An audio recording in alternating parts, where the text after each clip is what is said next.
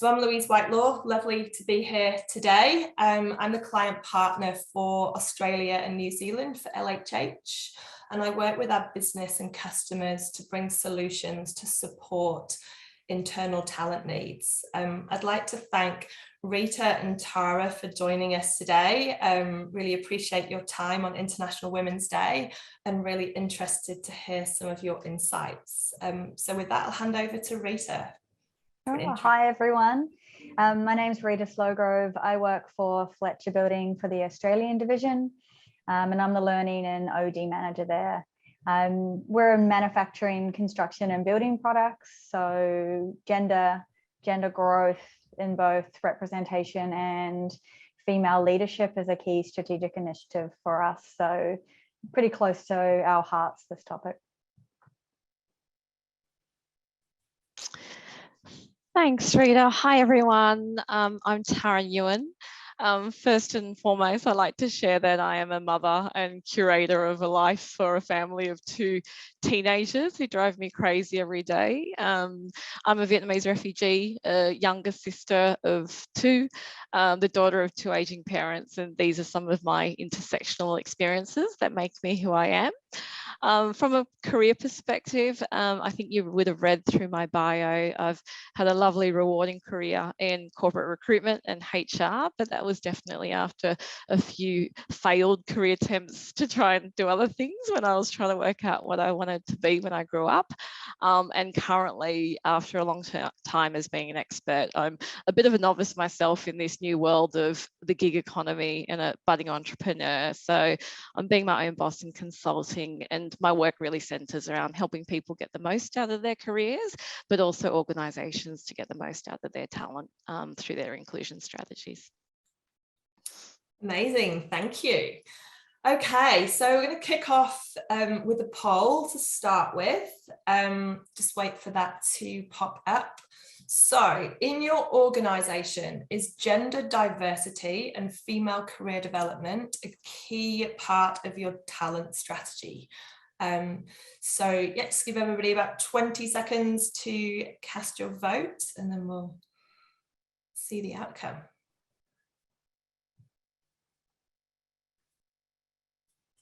So absolutely, yes, they're included, but not a key part. Not sure. I need to look into that, and no, I don't think so.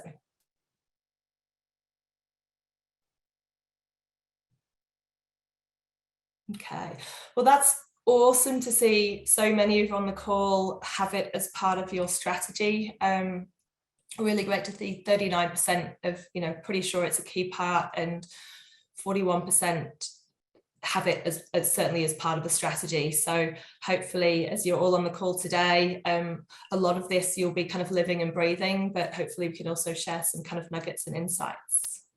So let's kick off and look at career development in females. So we know through working with many companies on career development that there needs to be initiatives both on the employee and the employer side when it comes to achieving successful outcomes.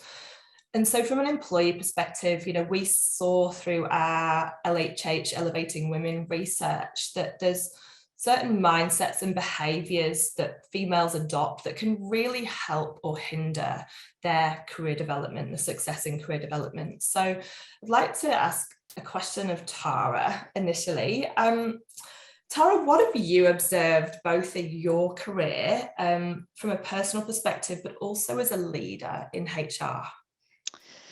Sure, look, that's a big question. And Louise, I thought I might sort of start with a couple of caveats in terms of what I share, because I definitely am not an expert. Like, I find that I'm still learning and unlearning and relearning every day. So everything I share today, be very assured that, I, don't often practice what I preach, but I certainly think that actually it's important to call out, because I think that's an important part of actually the mindset that you don't need to be the smartest person in the room all the time, and actually the ability to continuously listen and learn is actually quite powerful in itself, as a group. And obviously, why we're here today is I think we're all trying to break down these decades, if not centuries, of bias and the stereotypes and, you know, gender norms and expectations that, again, create all these biases within ourselves personally, but obviously through the organisations that we work with as well. So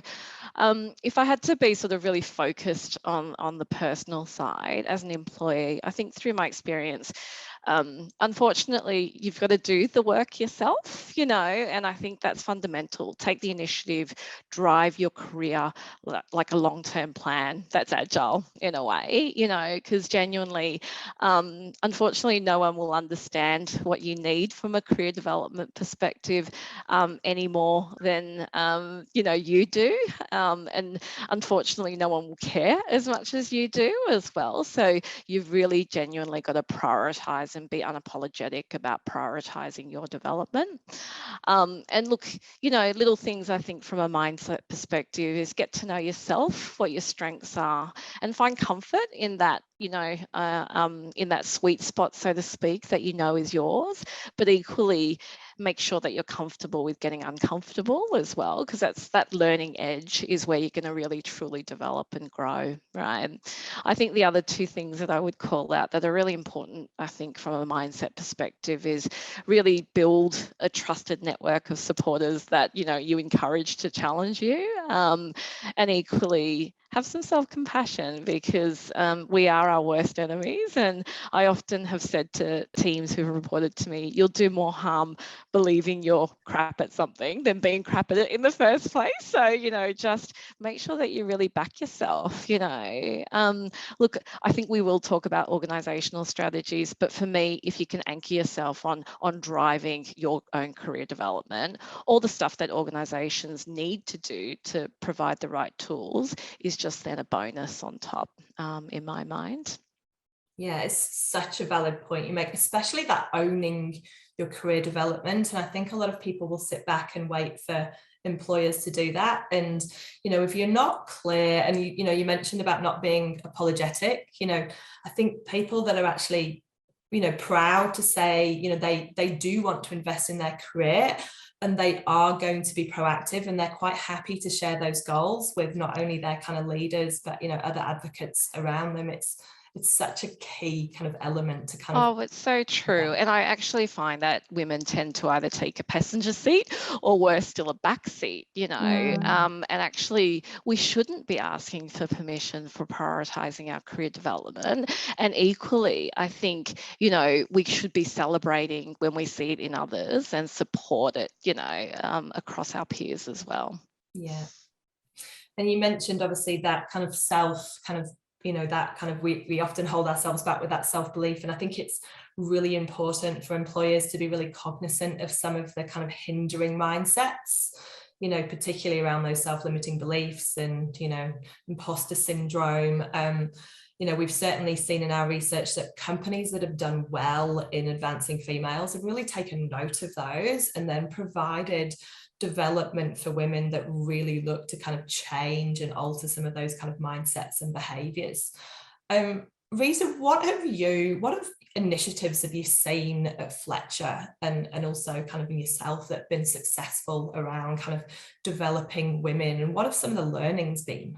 I mean, I totally agree with Tara when she talks about, you know, how to back yourself. And if I just touch on that for a sec, when I reflect on how I started in my career, I waited and assumed and hoped, just like in high school and at university, if you work hard, someone's going to notice. Usually I took that into the workplace, and I think my career development could have been a lot faster and a lot more successful more quickly had I poked my head up and asked for things and being clear, but I just kind of crossed my fingers and didn't want to rock the boat. And she's so right that just get out there and ask, because the people that do get noticed.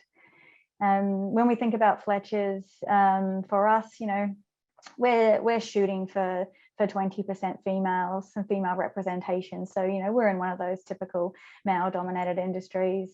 It's really important that we get diversity of thought, and we get it from all avenues, and that we really harness and support our females. One of the things that we've done as a community first is we asked them. So we asked our top female talent what they needed and what they wanted, and we asked them what how they had gotten to where they were today. And they told us two things. They told us, first of all, that one of the things that they did often was they had an advocate. They didn't necessarily name them and identify them, but if they did, well done them. But it just sort of happened. They had a male or a female, more senior person stick up for them and say things like, hey, you should try that. You should go for that. And we thought, okay, that's really important information. And the second thing that they told us was that they tended to always take on extra work without necessarily asking for more. And with the thought process that I think I'm going to get far if I do that. So they didn't ask for any kind of job change or any kind of monetary incentive or any more flexibility to do one project over another. They just kind of dug their, just got stuck in and did it. And then, the leader, either rightly or wrongly, just thought, well, great, look at them go. But they started to resent that further down the track. Whereas perhaps they thought if they'd gone back and said, hey, this is great, I want to do this, can we just talk about how I might do this, and is this a step up for me, and what does this look like, it would have gone well for them. So we decided those were the two things we needed to really tackle. And we also looked at the data, and what we noticed was we brought people in at an entry level at pretty high percentage, maybe 35%. And a lot of our leaders at the senior level, we've got some really strong, just amazing female leaders, but in that middle level, we had a bit more turnover than we wanted. So what is happening at that mid-level? So we've decided to really target that. And some of the things we're doing at Fletcher Australia is we have a female top talent cohort now. And we celebrate them and we wrap our arms around them, and they're at many, many levels. And we give them initial mentoring support. We create a community for them. So we use Yammer, so they don't feel alone. And we also provide open dialogue and advice. We pair them with places like NAWU, so the National Association of Women in Operations. We get support from business chicks and things like that, but it's targeted. We really try to move away from let's just go do a course, or let's just develop you, or the old adage, let's give our women more confidence, or more, let's make sure that's what she wants or needs. Let's check whether it's not P&L experience she wants or needs, and let's make sure it's deliberate.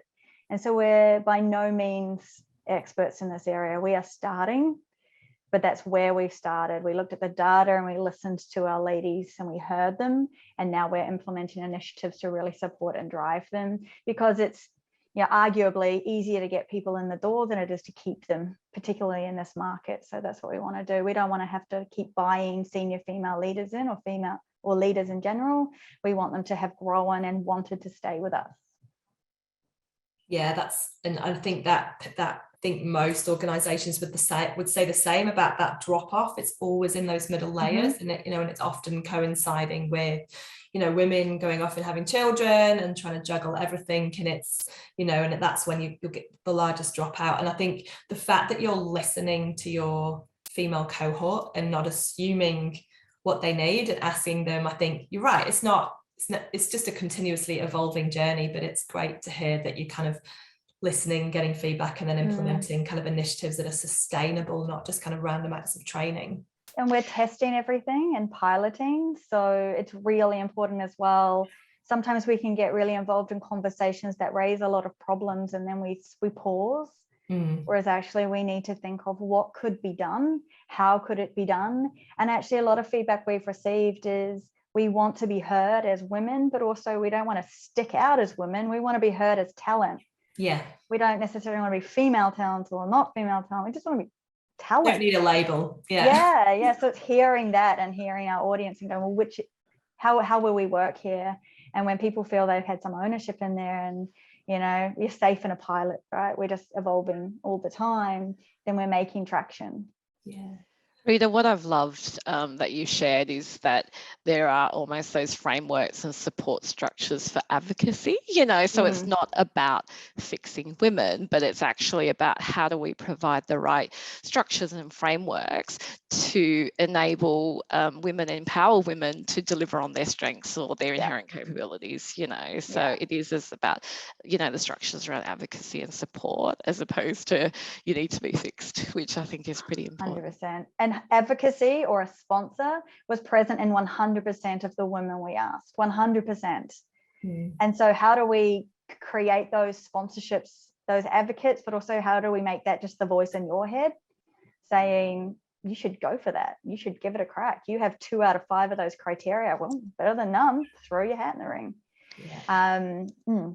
It's really similar, actually, Rita, to organisations I've worked with. The sponsorship and advocacy are key enablers of supporting women. Absolutely. You know, so as much as I've talked about driving your own careers from an organisational perspective, I think it's absolutely critical to develop those sponsorship and advocacy networks. Yeah. And just calling it out. Let's talk about it openly. Let's just, I mean, the thing I would tell my 20-year-old self would be stop making assumptions. Just stop assuming that's how we do things or assuming this is the path we take. Just says who. Yeah. Just design those yourself, ask for it yourself, drive it yourself, and you'll get further faster. And I think, you know, you mentioned that, you know, I think women have a tendency to, you know, they look at a set of skills they need for that next role and they'll focus on what they can't do versus what they can do well. And it's that, I think that advocacy around, you know, how do you make sure you look at, you know, like a man would go for the same role as a woman, and, you know, women will go, you know, I'm 80% there, but I can't do that 20%, where a man might go, can't do that 20%. Already applied. Doing it at the 8%. And I think that, and you also made a point about, you know, female champions and advocates. It's not just women. It's not just about women supporting women. It's, you know, identifying, and it doesn't matter, you know, you advocate. And I think if I look back at my career and I think about some of the most kind of impactful managers and colleagues that I've had and that have helped kind of me develop myself, they've been males. They've been males that have really advocated for me. So I think it's just about mindset and understanding some of those kind of beliefs and behaviors that women have, and kind of coaching and mentoring them to kind of sometimes overcome that. Yeah, and just moving away from that, I'm just going to get it done. Stop that. Yeah. So I want to touch on wellness. Obviously, wellness seems to be kind of, it's a topic everywhere at the moment for no surprising reason. I think Australia and New Zealand, you know, have made a lot of progress in the, you know, in recognizing the importance of benefits of elevating women into leadership. But I think the last 2 years of this pandemic, in a way, has been a bit of a derailer. You know, I think everyone's burnt out, men and women, but I think women on the whole have kind of taken the brunt of it.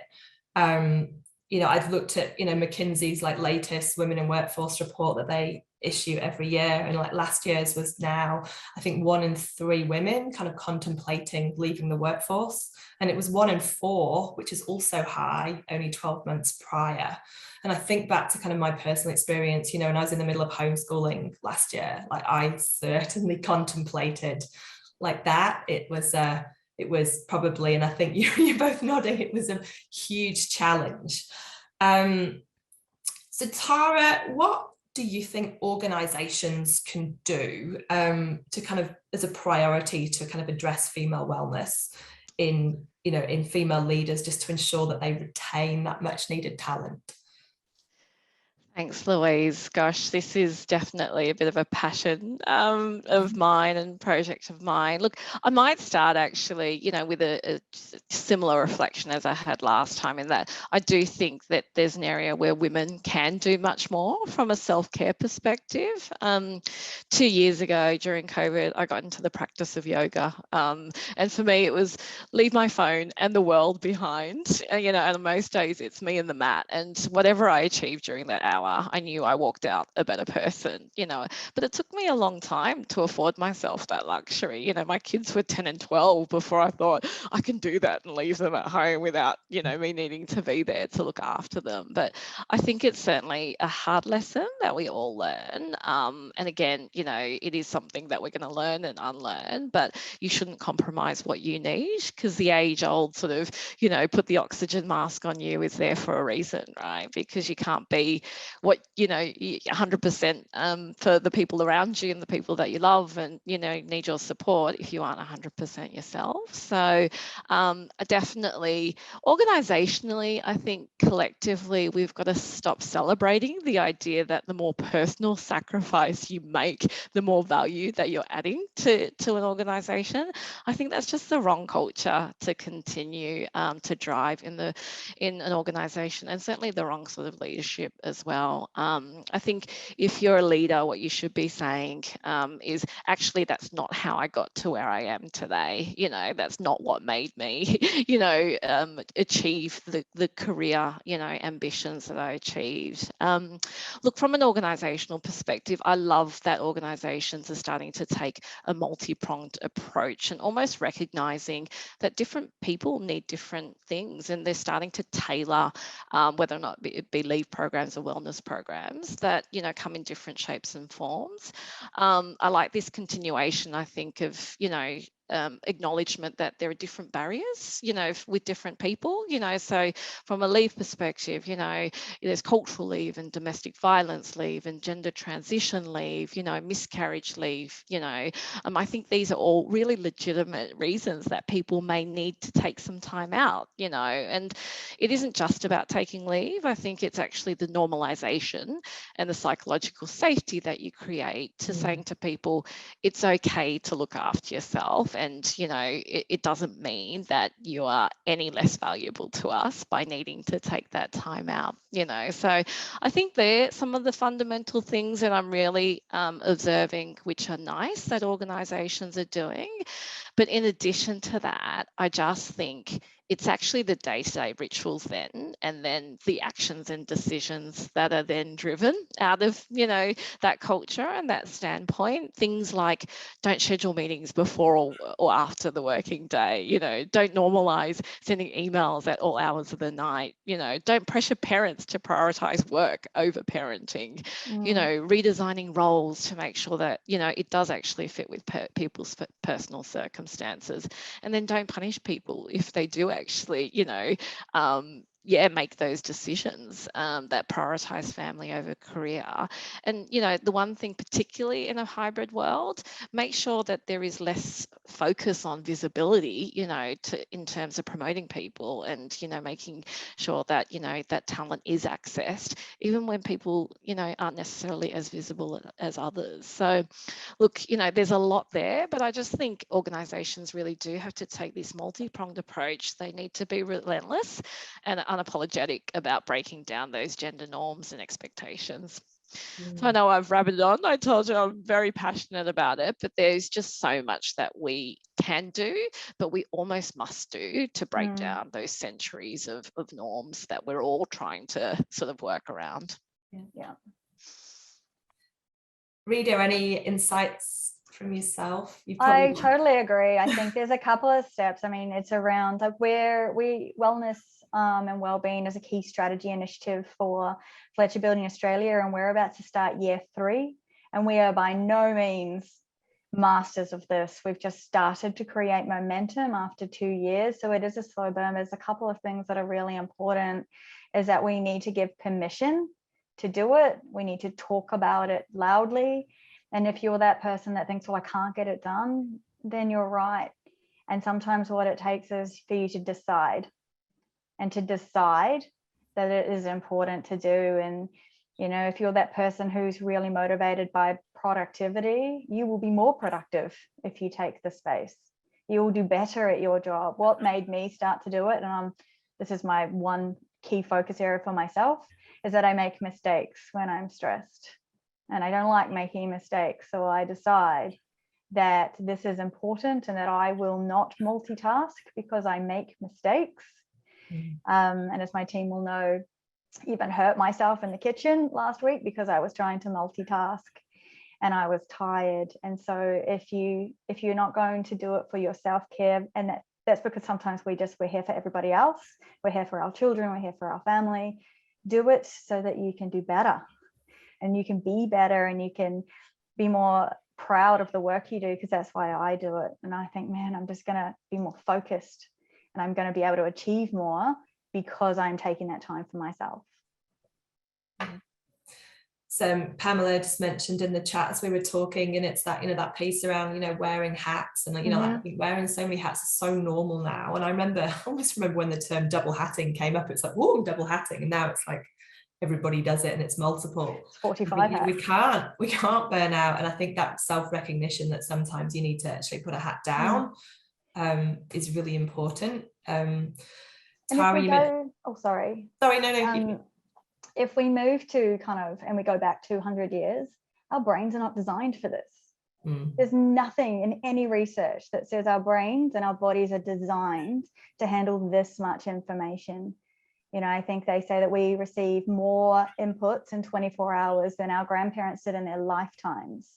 So where's the information or research that says our brains should be able to cope well with this? It's not. Our brains take hundreds of years to evolve, and the new iPhone comes out every 6 to 12 months. We just expect that we're able to pick it up. We expect that when we get promoted, that we'll have to do more work. Says who? You do different work. We expect that when we had to move home, that we could do homeschooling and work and at the same time. Nobody said that. Yeah. Nobody said that was a thing. We just decided we would buckle down and do it. I don't know anyone else who had to homeschool, but I quit because it wasn't great for my children's mental health nor mine. Yeah. And they're okay. They'll be all right. Yeah. And so this it's is deciding. This is almost like this unlearning process that I was sort of sharing about, in that, I know when I started my career, multitasking was a badge of honor. The ability to multitask is a badge of honor. But ultimately, multitasking, to your point, Rita, it doesn't necessarily drive better outcomes. In fact, research says that it's making us, our brains not work as effectively. So, there's a lot of unlearning that we all have to do, I think, around some of the expectations. Yeah. Tara, you mentioned at the beginning, around yoga, and our organisation's just given us full access to Smiling Minds app. I used to do Smiling Minds a couple of years ago because my children used to do it at school, and now I've reintroduced it back into our family, and we try and do it. I try and do it with my eldest every night, because she's actually having a bit of a tough time at school as well, and she's had impacts of homeschooling just like I did. And it's funny, listening to now mindfulness and meditation. It's, this used to always have this belief that, if your mind wandered, that was a bad thing. And now just this whole reintroducing, actually, that's what your brain's designed to do, and it's okay. So I think it's amazing just taking 10 minutes out every day and practicing mindfulness, but not being too hard on yourself that you can't laser focus 100% of the time every task, and not beating yourself up. It's it's so important. So I want to touch now on, we've looked at organisation initiatives around developing females. When I want to look at attracting female leaders. So, we hear everywhere at the moment, around Great Resignation, and, we've discussed, how important it is to be proactive in looking at career development to retain employees. But there's also great opportunities for organisations to, attract some fantastic new female talent as they start to consider changing roles. And we've seen through our research, that really promoting a gender diverse culture is really impactful from an employer value proposition. Rita, you mentioned before, obviously, and it's that you work in a very male-dominated industry. So what initiatives have Fletcher put in place to attract female leaders? So Fletcher Building are now doing this in New Zealand and Australia and the Pacific, but in Australia, we're doing a lot of work around just getting them to us. And we're doing that with imagery. So we've changed all our imagery because people visualize this industry as male dominated. No, Kelly's on the call from Strummer. We've got shift supervisors. At one stage, we had all 3 shifts at one of our Strummer sites were all females. Spectacular. We need to change the perception of the industry that we're in.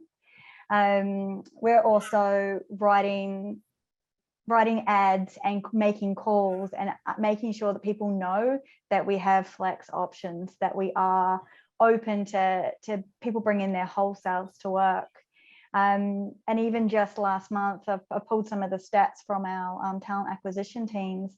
We have, you know, like a lot of people, a lot of vacancies. 71% of the people who applied identified as male and 21 identified as female, with the rest choosing not to disclose.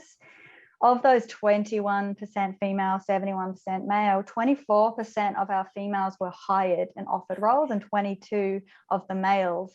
So even though far less females applied, we still hired a big proportion of that 22%, and we didn't bias anybody either way when we got into shortlist, but we found that a lot of the time those females were interviewing beautifully. And speaking with some of my team just this week, they were interviewing for a senior role, and some of the feedback we got was actually some of the female resumes they looked okay. And when they interviewed those women, they were like, far out, you're amazing. Why is this not on here? Why have you not sold yourself well? So it's around getting our females and getting everybody out there to see this as a desirable place to work, getting them to us, because then we can actually really help, and we can talk more broadly to them, talk about what we have on offer. We're making sure that we are listening to what people need. So when they're coming in, what they're looking for in a workplace. And yes, we are at the start. Yes, we are in manufacturing and building products, but we're moving. And for us, it's around just getting that first step across the line. So they see an ad and they see, that looks like me, I'm going to apply. And then we take it from there. There was a question just around one of the first things. Do you want me to show out? Yeah, I know that I did make a note of one that I thought we'd touch on in Q&A around kind of menopause, but we can touch on it now if you want. There was just one around diversity of thought, and I thought it was a good one. Around a statistical link between gender diversity and diversity of thoughts. So thank you for the question. There is, but it's around all diversity. So it's around diversity of thought, no matter where you were from, your ethnicity, your religion, your viewpoint, your gender, diversity of thought, and to a certain extent, even from a collective intelligence perspective, we know that if we're coming from different viewpoints, we have a stronger ability to problem solve. We have a stronger ability to innovate than if we are coming from one or two different areas. And that even comes down to preference as well. So gender is in there. I can't tell you stats off the top of my head, but diversity of thought is key to success for a business. So it's actually hugely valuable when we have it. And that's another reason we want to really be focused. We have 3 inclusion and diversity strategic items at FB. One is inclusivity for everyone. One is gender and increasing our representation and leadership. And the third is ethnicity as we start our Indigenous journey. Tara, obviously based on kind of your previous career before you've kind of gone into kind of your kind of consulting gig, what have you seen? What's been successful that you've seen in previous organisations you've worked for? Look, you know, I keep saying it, but I just think a multi-pronged approach through the policies and frameworks. And I think what I would say as well, it, you know, starts at the attraction cycle, like Rita said, you know, to bring them to you, but then it needs to be personified all along the employee life cycle almost, you know, in that, you know, the right support structures are needed, you know, again, the right rituals around succession and development, you know, inclusion and diversity genuinely needs to be prioritised almost as a value, you know, along the whole employee life cycle. And I think, you know, it's not easy, you know, because, you know, as we talked about, there's always a whole lot of things that organisations need to prioritise. But I would say that, you know, this is probably one of the most important things that organisations need to do, and it requires 100% focus, and it actually needs to be part of your, highest level strategy, and you need to almost, again, target it along the whole value chain for it to make an impact. We've all been trying to make an impact for decades, and we're really just, taking small steps. An example at Origin, actually, where, we had a great leader, and he built a long-term plan 3 or 4 years ago to build a diverse cybersecurity team. And it took him 4 or 5 years to, deliberately say, I want a diverse team. So when he built it, he, purposely chose people from, different areas of the business, and actually then gave them the support around. And now he's in this beautiful spot where he's got this amazing diverse team in an area that's really technically sought after, and along the way, he just made very, very specific decisions to have diversity as a key enabler, for the best outcomes for his team. So look, that's a long answer, but I just think, you absolutely, as an organisation, need to make a multi-pronged approach, because, it works differently for different people. So you've just got to harness diversity along the whole way.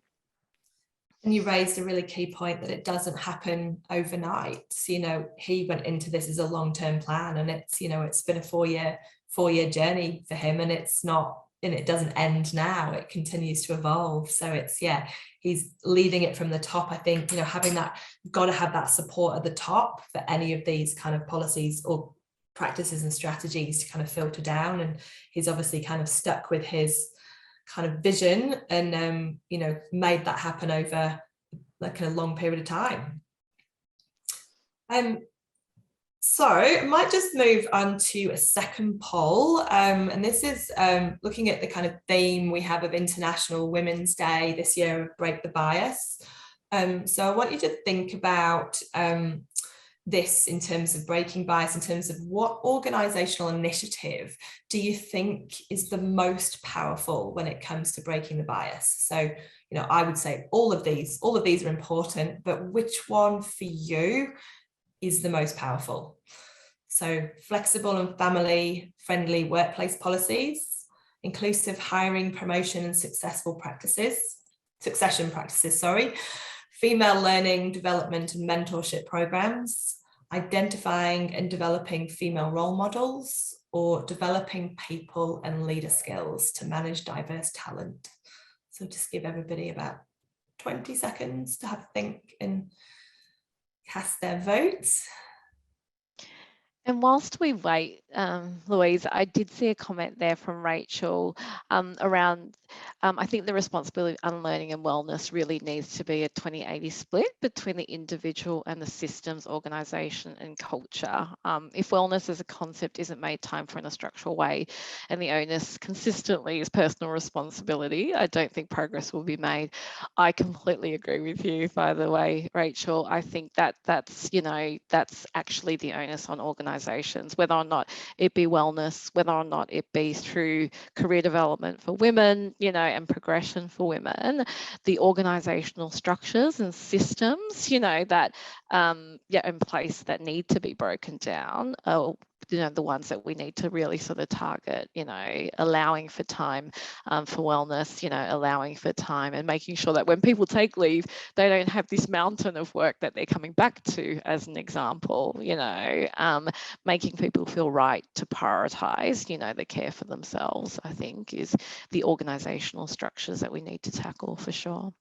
And I think walking the talk from the top. So it's no good talking about all of these wellness initiatives to your team, but then you're not seen to be doing it yourself. So, referenced before, like sending emails at 11 o'clock at night. I mean, sometimes we all need to do it, but time it so it goes out in the morning, or, if you're going off and you're taking a half day because you need to go and see your kids' netball match or something, be vocal about it, celebrate it. I think, when people I love it when people are proud to go on holiday and talk about their holiday and actually say, I'm having a break, I'm not taking my laptop. If there's an emergency, you can contact me. But other than that, I'm switching off. And I think, if that happens at the top, it's more likely to filter down. Okay, so we have the results, so quite an even spread, but yeah, I think obviously 36% have said developing people and leader skills to manage diversity. That would be mine as well. Keen for your kind of input, Tara and Rita, of what you would say would be most powerful for you. Yeah, I completely agree. I mean, giving leaders the tools, and then also having them demonstrate it first is just exactly what we're needing to do. And it kind of comes back to the question that was asked as well. You can be vocal and proud and loud around what you're doing, but if it's not widely accepted by the senior leadership team, you're gonna feel like it's maybe not something that you can proudly do. So absolutely, giving them the tools to remember that we're focused on quality of output of work, not necessarily time spent behind a desk, because that's not really how we do things anymore. And to be honest, when we reflect on this, the people who are teaching us this the most is this new generation entering the workforce. Female, male, they're demanding flex, they're demanding projects, good role titles, and in this market, if we don't offer that or we don't support that, they'll go elsewhere and do a wonderful job. And so that bravery seems to be coming through with some of our younger generations, and we should be harnessed. Tara, your thoughts? Oh, look, I completely agree. Look, my thoughts would be definitely the leadership capability, as well as then the talent practices. I listened to some Gartner research, and there was almost this acknowledgement that leadership is hard, in this complex world now, because you are tapping into all these things that you're not used to, and supporting, team members that are remote who may not be sharing with you everything that's going on, like it's just complex. So to support leaders, and we've acknowledged that women do take a little bit more of that role from a leadership perspective as well. So then even more so increases that mental load and burden on women, ironically. But I do think as much as organisations can support that leadership capability in the right way to certainly nurture inclusion and inclusive cultures. That's critical, I guess, to what we're trying to drive. And then I think I would say that whole, succession practices, the advocacy that Rita referenced, that women call out. I think that to me would be absolutely another priority as well. Yeah, great. Well, thank you so much. Your insights today have been, I was going to say so insightful insights, but yeah, really, really interesting to kind of understand what you've seen personally and what your organizations you've worked for are doing. Just going to move to Q&A. So I know we answered one already, and then the next one, this actually came through in the chat when we were talking about wellness initiatives, and it's around menopause. So Annette asked, we lose our talent when older women hit menopause. Is there suggestions for organisations that can implement for that age group? Often women, they have the hug skills, but whether they feel they have to hide the problem or leave as there is little understanding. So I've seen some information come through on the chat with people that have had experience in this and implemented strategies in the likes of NHS in the UK. Rita or Tara, have you seen anything that's specifically targeted for menopause? I might step in and look, it sort of is an answer to that question as well as the next question in a way where it sort of talks about how do you avoid male talent feeling marginalized, in that we all have intersectional experiences, whether that be menopause, again, to my point, whether or not that's miscarriage or, not menopause, but, I didn't reference, but period leave is now actually, recognized across many countries across the globe, but I do think that the more you can take an intersectional approach to providing support from a wellbeing perspective, the more then that it is just normalized to be able to be open about anything that we may be going through, you know, because again, there is so much that every individual is impacted in different ways, that I think the more you can actually take an intersectional approach that makes, you know, the support for everybody, it means that people will feel less marginalized and more comfortable with talking about what they're going through and the impact, you know, to their work and what they need to do to make sure that they're delivering the best outcomes. Yeah, I agree. I haven't had a lot of exposure in this in my career, but I completely agree with Tara in that it's around the role that they need to do and supporting them in order to do it really, really well. And whatever that is that they are bringing, that's their whole selves. And their whole selves, and it needs to be included and it needs to be understood and it needs to be worked with. So long as we are doing that, we are understanding we're actually getting the best out of our people, and they want to work here and they want to thrive, you know, whereas the minute we are shutting off certain things or not being as open, we're turning them away. We're not being inclusive and we're not providing a supporting environment. And yeah, there's some wonderful commentary in there and some advice on there that's come through in the chat that's just really great. The other thing I was going to say about how do we avoid male talent feeling marginalised, and I think there's a comment from Sarah, which I'll call out to say that we should also, you know, promote, or certainly we have neurodiverse women of colour and all these groups that need to be looked at. I must say this is the whole question around equality versus equity as well. We talked about the fact that there's centuries of norms that we're trying to fight against. I think we need to be able to be unapologetic about, you know, focusing extra effort on certain communities because of the acknowledgement of potentially how they have been marginalised, all the extra barriers that they have had in their life to be able to gain, you know, access to, you know, things that, you know, some of us may consider norms, you know. So I think the marginalisation of male talent, I'm not so apologetic about, I must admit, just because, again, we're trying to work against a tide of very, very, you know, deep biases. So, you know, we have got to focus on equity as opposed to equality, I think, to really make change. And I think for us as well, just get them involved, give them a job, get them to be sponsors or advocates or supporters, or you know, and if they are feeling marginalized, maybe it's something other than gender that is a problem for them, or some other experience, in which case they need to be heard. Because what is it? And if we are an inclusive culture first and foremost, how are we supporting that?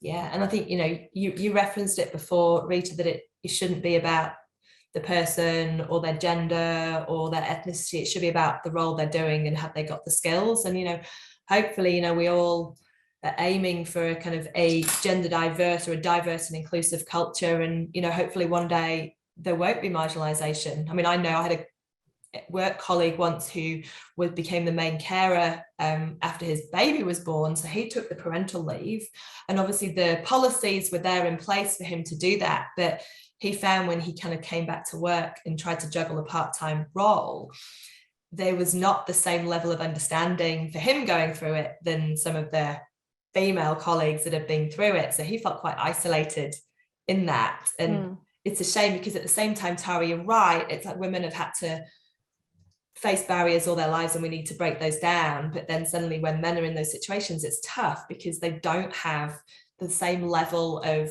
you know, there's not the same level of empathy shared, that they're actually going through kind of very similar challenges to their female colleague, but they're male. So hopefully, completely. And that's why the whole sort of strategy around breaking down those gender norms is important, because men will benefit from that as well, you know, in that they are able to make other choices that society probably, you know, has previously, you know, not expected them to, you know. So I think it absolutely actually supports both men and women anyway, you know, as we break down those gender norms. Yeah. So I think the third question we had was kind of a similar around, well, it's kind of more a statement around kind of more conversation needs to happen around high-level career women transitioning later once their children have grown up and finished, left school, etc., to reduce working weeks, board positions, voluntary activities, and using their education, experience and skills in those areas. I think, yeah, we all agree that it's there's so much focus on that kind of younger age group. And, you know, and I know personally, you know, I've been through the having children and what it means, you know, as you're kind of growing your career. But I think, yeah, there does need to be more conversation around kind of every single kind of career stage and kind of age group on this as well. Agreed. We have one more question, I think, that's come through on the chat. So we have KPIs, but we'd like to do more. What's the best way of achieving buy-in from other leaders in the business to try some sort of these initiatives? It's a change movement, right? And it's around showing them why it's important and why it is the right thing to do. And with your leaders, once you give them the why, it's not a hard question to ask. They're on board. And so understanding what's important to them and linking what you need to what's important to them is the quickest way to do that. You know, understanding if it is just a KPI and nothing else, you might struggle to get people to want to reach it because it's just a thing, or they may not reach it in the right way. They're just shooting for it. And let's just put a female in that role. Go, go, go. Well, hold on, stop. Is this the right thing for her, for the business? Let's think about this. So it needs to be broader than that. And it is a change movement into, you know, this is going to be great for diversity of thought, inclusivity, productivity, flexibility, innovation, all these words that are going to really trigger and motivate a leader, regardless of their viewpoint on gender. They're going to start to listen and start to think about how this is going to benefit their business in a great way. And also, you know, one of the key words and the key phrases that we're talking about at the moment is we may lose people. Retention is hard, particularly in this half and particularly into the next financial year, and we're going to struggle to attract people. So what are we doing differently and how are we setting ourselves apart? And these are the conversations to be having with your leaders. Yes, you can add a KPI then if you need to or want to, but really the focus is actually, why are we doing this? What is the purpose? It is for broader greatness for the business and for the people that we care for. They're under our care when they work with us as a business. So their lives need to be enriched. It needs to be fair, and they need to be offered all opportunities, or they will take their talent and they will go elsewhere and we will lose it. And so that's the conversation to have with your leaders. And that's the conversation that usually doesn't take much to get them across the line, because they will hear that and say, what do you need? I think you're so right, Rita, when you think about buy-in, you know, I mean, beyond the fact that we all know it leads to better outcomes, that whole war for talent, it's very real, you know, and actually the access to skills is very real. So, you know, opening up the inclusion conversation, you know, and the initiatives to drive, you know, attraction of, you know, a diverse, you know, capability and talent workforce means that you're opening up a whole new world of potential access to capability and skills with the right support structures in place. That's right. And as someone who I spend a lot of time influencing or trying to get buy-in and things like that, if the person that you're trying to influence, you're not getting across the line, maybe you're not the right person. Maybe think about the person who influences that person the most and go and talk to them. Think about the person who makes the decisions. Are you speaking to that person? Or are you speaking to someone who's really enthusiastic about all your ideas but actually can't make those calls? So who are you talking to? Why are you talking to them? And are you the right person? Because this is a team effort. It's a movement, and it's okay to say, actually, I need your help. I need you to help me talk to these people and help them understand why to get across the line. Great, thank you. Well, I think that is it from a Q&A perspective. So I'm going to give everybody 4 minutes of precious time back in their calendars. Like to thank you so much, Rita and Tara, for sharing your insights today. It's been really, really useful, and I'm sure everybody in the audience has found so too. And thank you for everybody that made the time to join today. Thank you. Thanks, everyone. Thanks, everyone.